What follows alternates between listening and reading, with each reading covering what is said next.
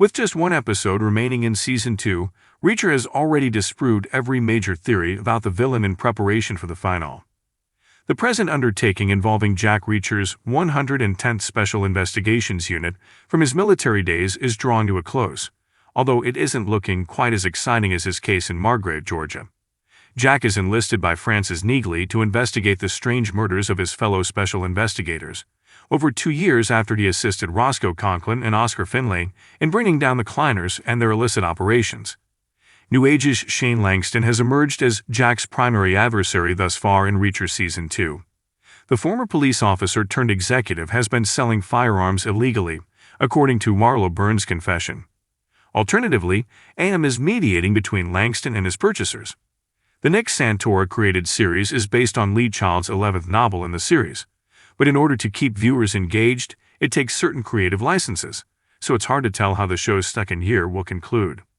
Having said that, all of the major ideas about the show's villains have been disproven by the events of Season 2, Episode 7, The Man Goes Through, and prior episodes. In Season 2 of Reacher, the 110th Special Investigations Unit is interrogated after Tony Swan was implicated in the killings of Calvin Franz, Manuel Orozco, and George Sanchez through his involvement with New Age technology. The show's focus on Swan, nevertheless, made David O'Donnell's behavior seem dubious. While his teammates required more time to consider the possibility of his betrayal, he wasted no time passing judgment on Swan.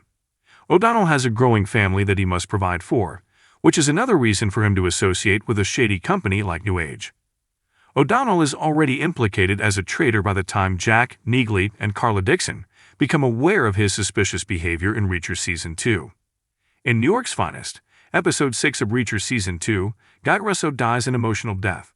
As a result, the squad disbands, and Langston ends up capturing Dixon and O'Donnell. The fact that O'Donnell was severely beaten would not make sense if he was unclean.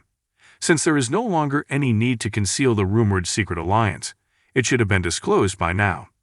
That way, the consequences of that purported treachery could be addressed in the Season 2 finale, and all of the mysteries surrounding Reacher would be satisfactorily resolved at a reasonable pace. Hortense Fields, the former military supervisor of the 110th Special Investigations Unit, is another possible hidden villain in Reacher Season 2. Although we have only seen him in flashbacks up to this point, the character's relationship with Jack and his team is better understood in the show's penultimate episode.